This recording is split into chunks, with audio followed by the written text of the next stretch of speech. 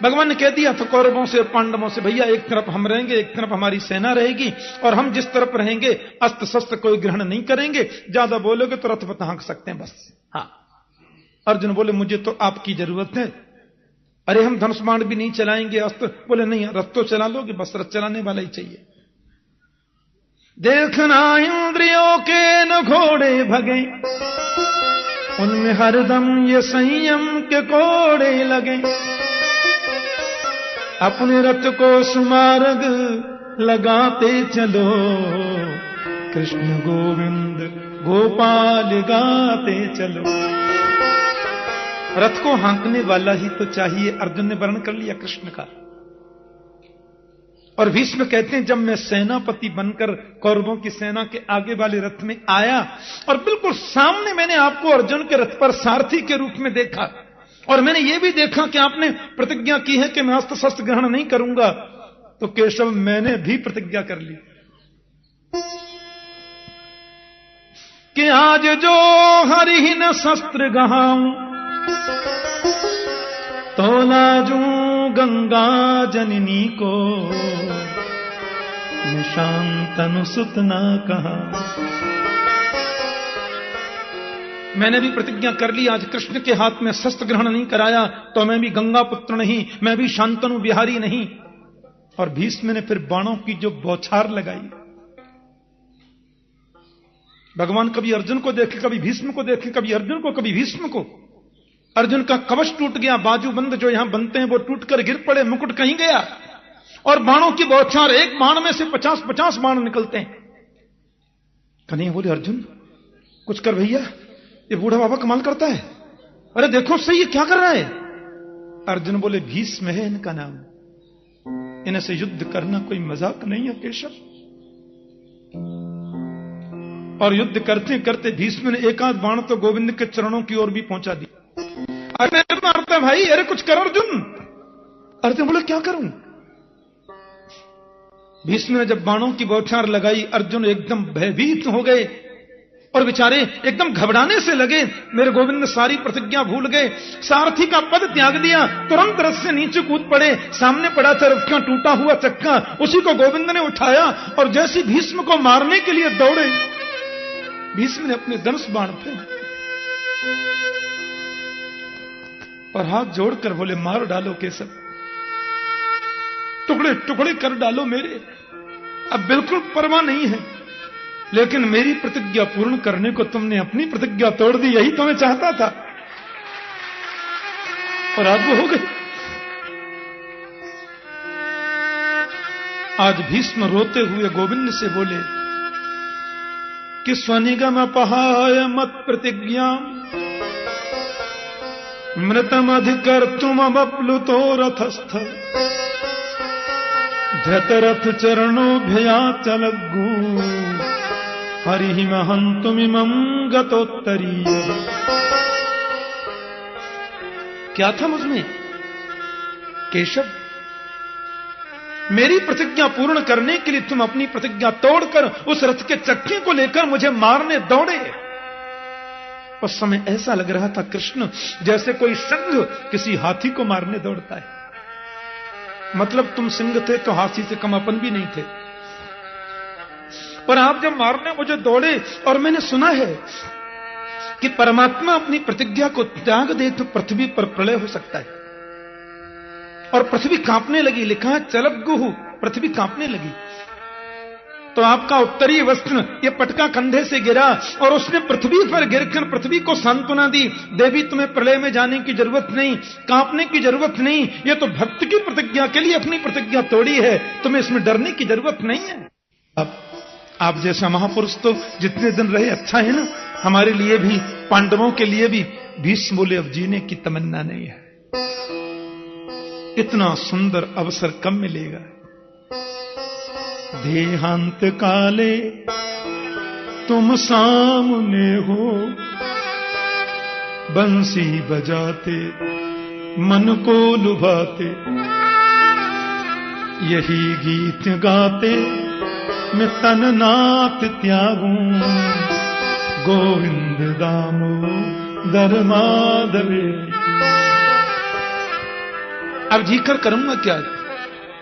इतना तो करना स्वामी, जब प्राण तन से निकले, गोविंद नाम लेकर जब प्राण तन से निकले।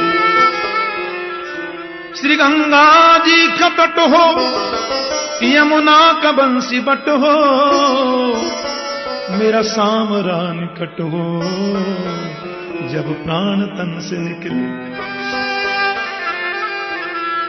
पीतांबरी कसी हो, मुखड़े पे कुछ हंसी हो, छवि मन में ये बसी हो,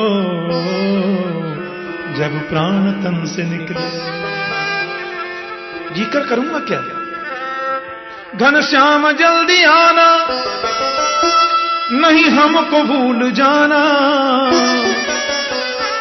मुरली की धुन सुनाना, जब प्राण तन से निकले। आपकी झांकी को देखते देखते प्राण निकल जाएं, इससे सुंदर मौत कोई हो सकती है? गोविंद को निहारते निहारते मानो नेत्रों के माध्यम से गोपाल की झांकी को अंतर हृदय में उतार लिया और भीष्म ने पांच भौतिक शरीर छोड़ दिया, पांच भौतिक देह का परित्याग कर दिया। पांडव बहुत रोए। कृष्ण बोले क्यों? ये महापुरुष थे, राज्य गद्दी उनको मिली है, भीष्म के संस्कार हुए, गोविंद द्वारिका पधारे और फिर परीक्षित महाराज का जन्म हुआ। ऋषि बोले कैसे, जरा बताइए। गए तो सूत जी बोले अब ये तो मैं सवेरे 9 बजे से बताऊंगा। बोलिए श्री बाल कृष्ण लाल की जय, श्रीमद् भागवत महापुराण की जय, श्री श्री कात्यायनी माता की जय, श्री सद्गुरुदेव महाराज की जय, राजा रामचंद्र भगवान की जय। जय जय श्री राधे द्वारिकाधीश की जय।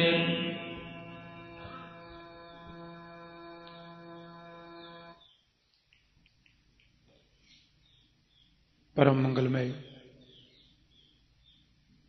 परात्पर अखिलेश्वर अकारण करुणा वरुण वाले भक्त वांछा कल्पतरु तड़िद्युति विनिंदक पीताम्बरधारी श्री बालकृष्ण लाल की वांगमयी प्रतिमूर्ति श्रीमद् भागवत महापुराण।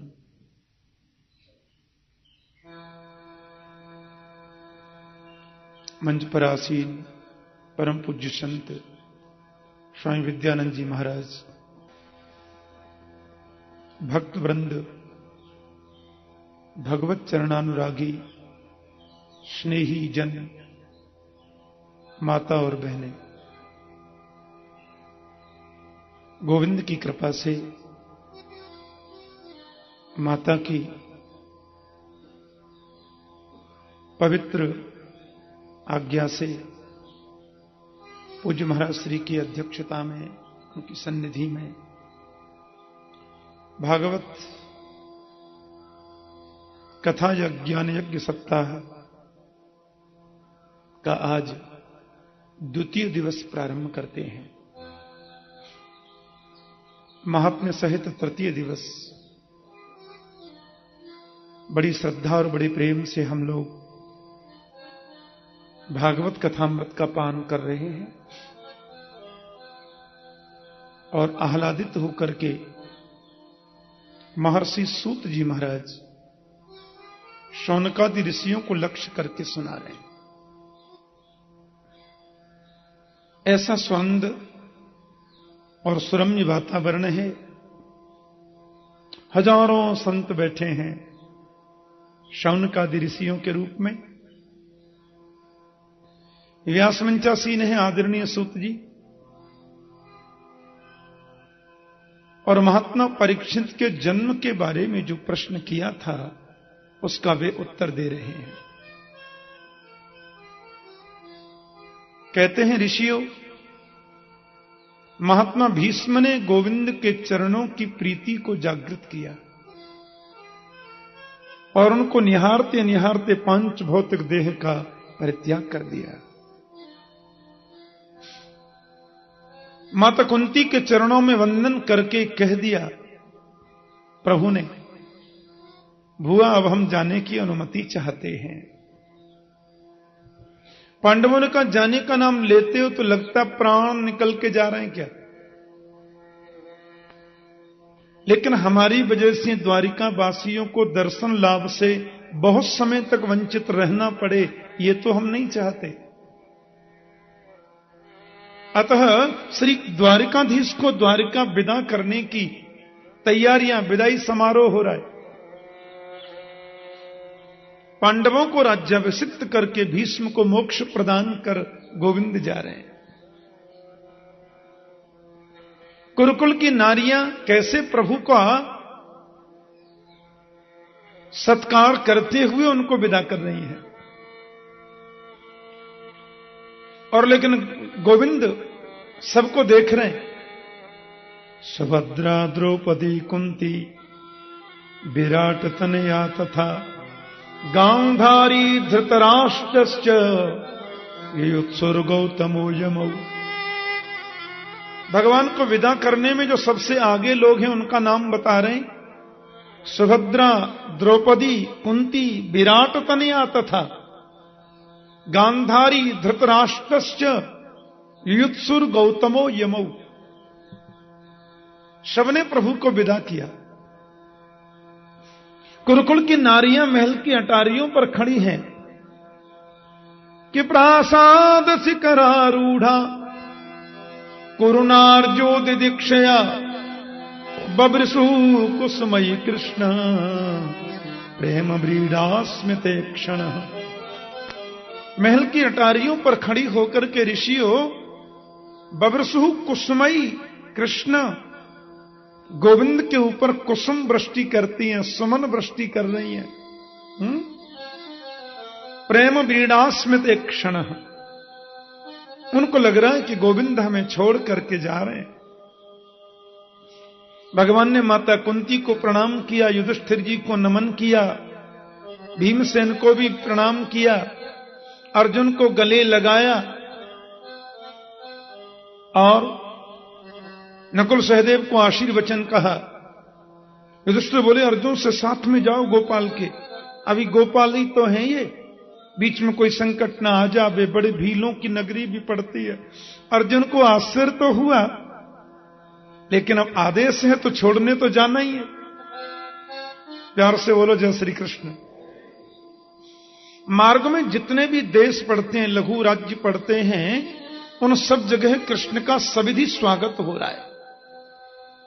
और द्वारिका में जैसे गोविंद, अर्जुन तो उनको वन से पार लगाकर फिर वापस आ गए, और यहां द्वारिका में पता चला कि हमारे प्रभु हस्तिनापुर से लौट रहे हैं। बड़ी तैयारियां चल रही हैं द्वारिकाधीश के सत्कार की, स्वागत की। लेकिन भगवान जब द्वारिका में प्रवेश किए तो गुरुजनों को प्रणाम कर रहे हैं। भागवत में लिखा है प्रविष्टस्तु गृहम पित्रो परिष्वक्त स्वमातृभि बवंदे शिरसा सत्त देवकी प्रमुखा मुदा। कन्हैया ने द्वारिका में जब प्रवेश किया तो अपनी सातों माताओं को प्रणाम किया।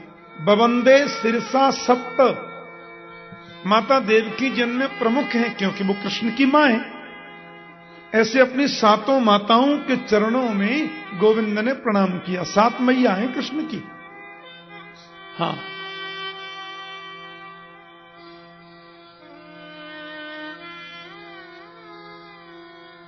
उनमें सबसे छोटी है द्रौपदी, ये माता देवकी।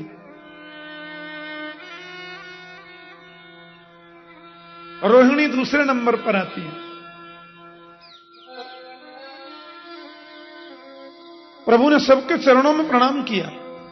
माताओं ने गोविंद को उठाकर गले से लगाया।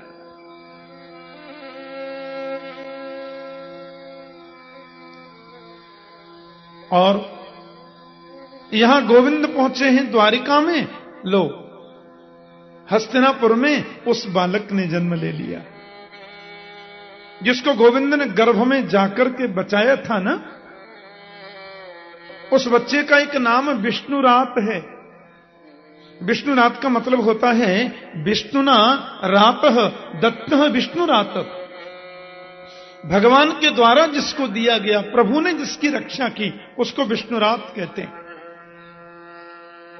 अब तो माता कुंती की यहां तो बड़े नगाड़े बज रहे हैं, आज बड़ी खुशियां मनाई जा रही हैं, दुंदुभियां बज रही हैं, मिठाइयां बट रही हैं, बधाई गाई जा रही हैं, बधाई बजाई जा रही हैं, बधाई बांटी जा रही हैं। एक बधाई ऐसा शब्द है जो तीनों में प्रयोग आता है। बधाई बांटी गई, बधाई गाई गई और बधाई ली गई, बधाई बजाई गई। लेकिन इस बालक ने जन्म लिया सज्जनों, और जन्म लेती पालती लगाकर भीड़ में ऐसे बैठ गया। बताओ ऐसा कभी होता है? क्योंकि वहां भीड़ लगी थी, पांडवों के वंश को आगे चलाने वाला एक ही तो बालक है। पालती लगा के बैठ गया और भीड़ में ऐसे देखने लगा। माता कुंती आश्चर्य पड़ गई, ये कैसा बालक हमारे घर में हुआ है? बड़े बड़े धौम्यादि ऋषि बैठे थे, महात्मा वशिष्ठ जी और आदरणीय वेदव्यास जी भी थे। वेदव्यास जी महाराज के चरणों में प्रणाम करके कुंती ने पूछा, महाराज ये कैसा बालक, ये ऐसा क्या देख रहा चारों तरफ? वेदव्यास के नेत्रों में आंसू आ गए, बोले महारानी ये बालक देख रहा है कि भीड़ तो इतनी लगी है, पर गर्भ में जाकर जिसने मुझे बचाया था वो टेढ़ी टांग वाला इसमें दिखता क्यों नहीं है? इस भीड़ में वो छुपा कहां है? इसलिए उसका नाम विप्रों ने परीक्षित रखा। बड़ा सुंदर नाम है। परीक्षित महाराज के मामा हैं विराटनगर वासी। विराटनगर की बेटी थी ना परीक्षित की माता उत्तरा, तो विराटनगर के यहां से तो छोचिक आया। हमारे ब्रज में छोचिक बोलते हैं उसे। हाँ, बधाइयां आ रही हैं, चाव आ रही हैं। गोविंद बोले मेरी बहन सुभद्रा के घर पोता हुआ है, चलो अपन भी कुर्ता टोपी दे हमें। बोलो जय श्री कृष्ण। ब्रज में जब बालक होता है ना तो कुर्ता टोपी लेके जाते हैं, लेके तो बहुत कुछ जाते हैं पर उसका नाम कुर्ता टोपी होता है। हाँ, छोचिक लेके आ रहे हैं। अब देख लो, अपने मामा के घर से भी आ रहा है छोचिक और पिताजी के मामा के घर से भी आ रहा है। अभिमन्यु के मामा गोविंद हैं तो वो भी लाए। अभिमन्यु उत्तरा के पुत्र हैं, ये सुभद्रा के पुत्र हैं, उत्तरा के पति हैं। इसलिए उत्तरा के गांव से भी आया और उत्तरा की सासू जी के गांव से भी आया। सबका प्रिय है, सबका बड़ा ये कृपा भाजन है ये बालक। अब माता कुंती तो सबकी गोद में देती, आप भी आशीर्वाद दे दो महाराज, आप भी आशीर्वाद दे दो गुरुजी, आप भी आशीर्वाद दीजिए। अब बालक को सभी गोद में लें, लेकिन वो बच्चा हंसता नहीं है। जो भी उसको गोद में लेता है उसको ऐसे देखता है, फिर सोचता ये नहीं है। जो भी उसको गोद में ले उसी को ऐसे देखें, फिर बोले ये भी नहीं है। वो ये खोज रहा है कि वो कहां है जो गदा लेकर गर्भ में पधारा था। अब तो माता कुंती ने देखा गोविंद आ रहे हैं बधाई देने, और मैया ने सबसे पहले वो बालक जैसे ही कृष्ण की गोद में दिया, कन्हैया की गोद में जाते खिलखिल खिलखिल खिलखिल करके हंस गया। बोले यही तो है, इसी ने तो बचाया था। गोविंद ने उसके सिर पर हाथ घुमाया, परीक्षित नाम रखा। ब्राह्मणों ने कुंडली बनाई, उसके भविष्य के बारे में सारी बातें बता दी। अर्जुन के समान धनुर्धर होगा, कर्ण जैसा दानवीर होगा, युधिष्ठिर जैसा धर्मात्मा होगा, भीमसेन जैसा पराक्रमी होगा और करुणावान होगा। सारी उसमें पांचों पांडवों के लक्षण उसमें बताए। और अंत में किस गलती से इसको ऐसा होगा वो भी बता दिया। पर बोले आप लोग चिंता न करें, धर्म के माध्यम से सब अशुभ नष्ट हो जाते हैं, उसमें सोचने वाली बात नहीं है। आज भगवान द्वारिका जा रहे हैं, अर्जुन से बोले चलोगे द्वारिका? अर्जुन को कृष्ण का सानिध्य बहुत प्रिय लगता है, इसलिए अर्जुन तो द्वारिका चले गए मेरे गोविंद के साथ में। और यहां परीक्षित धीरे धीरे धीरे धीरे हस्तिनापुर में बड़े हो रहे हैं। ऋषियों ने पूछा था ना परीक्षित का जन्म कैसे हुआ, इसलिए सूत जी ने बताया। ऋषि पूछे क्यों जी, इस परीक्षित को 7 दिन में मरने का शाप क्यों लगा? ये बालक तो बड़ा तेजस्वी है, बड़ा भगवत और भागवत भक्त है। बोले हुआ ऐसा कि भगवान जब द्वारिका में गए, अर्जुन तो कृष्ण के बहुत प्रिय हैं। भगवान के इसलिए प्रिय नहीं है अर्जुन के बहुत बड़े पराक्रमी हैं ना, पराक्रम की दृष्टि में देखा जाए तो अर्जुन का 8वां नंबर आता है। बोलो जय श्री कृष्ण। महाभारत में अर्जुन से बड़े बड़े पराक्रमी कई थे, और संतजन कहते हैं कि महाभारत के 3 योद्धा सर्वश्रेष्ठ हैं। उसमें पहले अतिरथी वीर का नाम है द्वारकेश्वर श्री कृष्ण, जिनके धनुष का नाम है सारंग, सारंग धन्वा उनका नाम है। यह एक अलग बात है कि 18 दिन, केवल 18 दिन महाभारत युद्ध में कृष्ण ने अस्त्र शस्त्र ग्रहण नहीं किया था, पर कृष्ण जैसा धनुर्धर उस समय दूसरा कोई नहीं था। गुरुकुल में सबसे पहली विद्या तो कृष्ण ने धनुर्विद्या ही पढ़ी। भागवत में लिखा है सरहस्यम धनुर्वेदम धर्मान न्याय पथांस तथा तथा चान्वीक्षिकीम विद्याम राजनीतिम च षड्विधाम। कृष्ण ने सबसे पहले धनुर्विद्या को पढ़ा गुरुकुल में। ये अद्भुत योद्धा है। महाभारत का दूसरा सबसे पराक्रमी अतिरथी वीर है जिसका नाम है भीष्म पितामह। महाभारत का तीसरा सर्वश्रेष्ठ वीर है महात्मा कर्ण।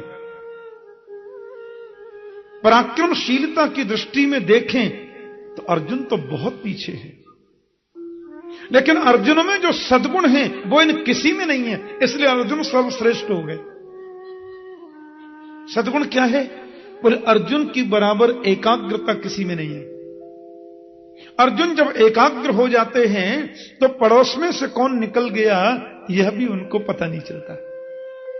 यह अर्जुन के जीवन का वैशिष्ट्य है। जब गुरुजी पढ़ा रहे थे ना, और कहा कि भाई इसमें चिड़िया की आंख में बाण मारना, आप लोग सब जानते हैं कथा। अब एक एक करके राजकुमारों को बुलाया, तुम्हें क्या दिख रहा है? बोले बहुत बड़ा पेड़ है, उसमें सैकड़ों डाली हैं, फिर उसमें बहुत पत्ते हैं, फिर एक डाली पर चिड़िया भी है, चिड़िया की शायद आंख भी है। बोले जाओ। नंबर सबका आया। जब अर्जुन का नंबर आया और पूछा कि तुम्हें क्या दिखना है? बोले मुझे तो एक आंख दिख रही है और मुझे कुछ नहीं दिख रहा है। इस एकाग्रता की वजह से अर्जुन सर्वश्रेष्ठ तो शिष्य हैं, सर्वश्रेष्ठ मित्र हैं, सर्वश्रेष्ठ धनुर्धर हैं और सर्वश्रेष्ठ भक्त हैं। बोलो जय श्री कृष्ण। इसलिए गीता में गोविंद महात्मा संजय बोलते हैं, यत्र योगेश्वर कृष्णो यत्र पार्थो धनुर्धर तत्र श्री विजयो भूतिर ध्रुवा नीतिर मतिर मम। गीता का अंतिम श्लोक है। जहां योगेश्वर श्री कृष्ण हैं और जहां धनुर्धर श्री अर्जुन हैं, वहां लक्ष्मी विजय सब कुछ एक साथ रहती है। अर्जुन बहुत बड़े भक्त हैं गोपाल के, इतने अद्भुत भक्त हैं। द्वारिका में गए, भगवान के इनसे कई संबंध हैं अर्जुन से। हाँ, अर्जुन भुआ के बेटा भी हैं, अर्जुन कृष्ण के मित्र भी हैं, अर्जुन कृष्ण के शिष्य भी हैं और खासम खास भी हैं। बोलो जय श्री कृष्ण। हाँ। इतने संबंध हैं अर्जुन से। इसलिए अर्जुन तो एकदम जाकर के पलंग पर शयन करके थक गए थे। इस बार अर्जुन रथ को चला के ले गए गोविंद को बिठा के, और ऐसी गहरी नींद आई। लेकिन अर्जुन जब सोते थे ना तो उनके रोम रोम से कृष्ण नाम निकलता था। इतने भक्त हैं। रुक्मणी जी ने आज बहुत सुंदर पदार्थ बनाए और गोविंद से प्रार्थना करके बोली, प्रभु स्वीकार करें। कन्हैया ने कहा, देखो घर में अतिथि जब आ जावे तो अतिथि के भोजन किए बगैर स्वयं भोजन नहीं करना चाहिए। अब अर्जुन आए हैं, अर्जुन सो रहे हैं, मैं उनके बिना भोजन करूं, ये तो असंभव है ना। रुक्मिणी बोली, आप प्रारंभ करिए, मैं बुला के लाती हूं। महारानी रुक्मणी जी थाली छोड़ करके अर्जुन को बुलाने गई तो क्या देखा कि सोते सोते अर्जुन के रोम रोम से कृष्ण नाम निकल रहा है। जय श्री कृष्ण, जय श्री कृष्ण, जय श्री कृष्ण, जय श्री कृष्ण नाम प्रस्फुटित हो रहा है। रुक्मणी जी भी आखिर गोविंद की पटरानी है। इस स्थिति को देखा तो अर्जुन को जगाना भूल गई और खड़े खड़े रुक्मणी ध्यानस्थ हो गई, झूमने लगी, धीमे धीमे ताली बजाने लगी। कीर्तन में ताली बजती है ना। अर्जुन गहरी नींद में कीर्तन कर रहे हैं। नारद जी आ गए। मैंने कहा था ना कल के नारद जी तो आ ही जाते हैं क्योंकि वो भगवान के मन है। अरे केशव क्या हुआ, आप शुरू करो ना, ये प्रसाद तो शीतल हो जाएगा, आप भोग लगाओ ना प्रभु। भगवान का घर में अतिथि आवे तो भोजन नहीं करना चाहिए, अतिथि के बगैर अपन कैसे कर सकते हैं। नारद जी बोले आप शुरू करिए, मैं जाता हूं अतिथि को जगाने। नारद जी वीणा लेकर के गए तो देखा गहरी नींद में अर्जुन के रोम रोम से कृष्ण नाम निकल रहा है। रुक्मणी जी खड़ी खड़ी धीमे ताली बजा रही हैं। नारद जी ने कहा जरा देखूं तो सही कौन से स्वर में कीर्तन हो रहा है। सो जगाना भूल गए और वीणा बजाने लगे। सत्यभामा ने कहा आरंभ तो करिए भगवान, ये भोग कितनी देर का रखें, ठंडा हो जाएगा। कृष्ण बोले अतिथि के बिना अपन नहीं कर सकते। सत्यभामा बोली तो मैं जाती हूं बुलाने। अब सत्यभामा ने जाकर के देखा कि सोते सोते अर्जुन कीर्तन कर रहे हैं, रुक्मणी जी ताली बजा रही हैं, नारद जी वीणा बजा रहे हैं, सत्यभामा भी जगाना भूल गई, इन्होंने नाचना शुरू कर दिया। बोलो जय श्री कृष्ण। हाँ, कीर्तन में ताली बजाने से हाथ की रेखा बदल जाती है। आप आज से देख लेना, ये पक्की बात की बोलता हूं। ज्योतिषी जी को अपना हाथ दिखाना और ज्योतिषी जी बोल दें कि भाग्य वाली रेखा गड़बड़ हो रही है, हाँ राहु वाली रेखा लंबी हो गई है, तो आप कथा में रोज आना और जब भी कीर्तन हुआ करे तो ताली बजा के कीर्तन में बजाना और गाना। 7 दिन अपने आप रेखा मत देखना, कहीं नापने लग जाओ इंची टेप से कि कितनी लंबी हुई। ऐसा कुछ नहीं करना है आपको, तो 7 दिन देखना ही नहीं है। हाँ, अब 8वें दिन आप देखना, कथा पूरी होने के बाद सीधे ज्योतिषी के पास जाके पूछना अब देखो। ज्योतिषी बोलेगा बाप रे ये भाग्य रेखा लंबी हो गई, राहु वाली खत्म हो गई। राहु वाली रेखा की लाइन चेंज हो गई। कीर्तन में ताली बजाने से हस्तरेखा बदल जाती है। और एक बात कहूं, जो कीर्तन में नाच लिया उसको फिर 84 लाख योनियों में नाचना नहीं पड़ता, रिजर्वेशन कंफर्म।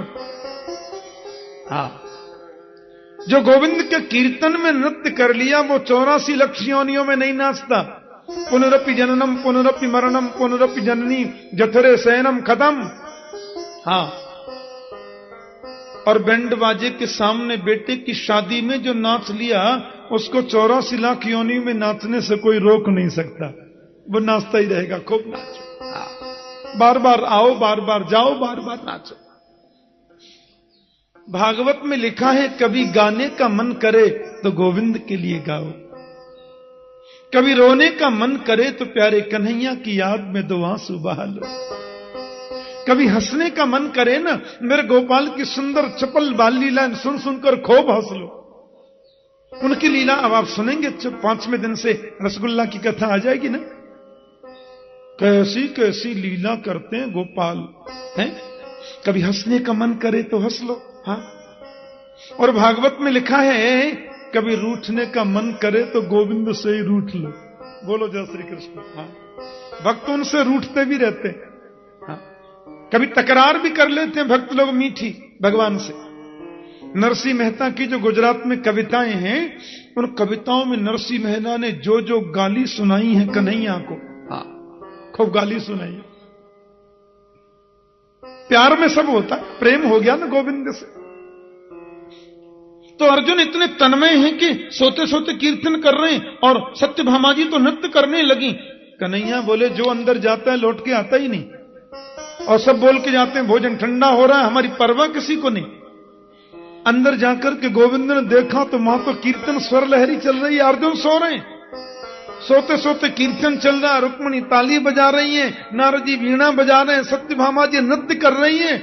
मेरे गोविंद की आंखों से आंसू बह चले और प्रभु ने आकर के अर्जुन के चरण दबाना शुरू कर दिया।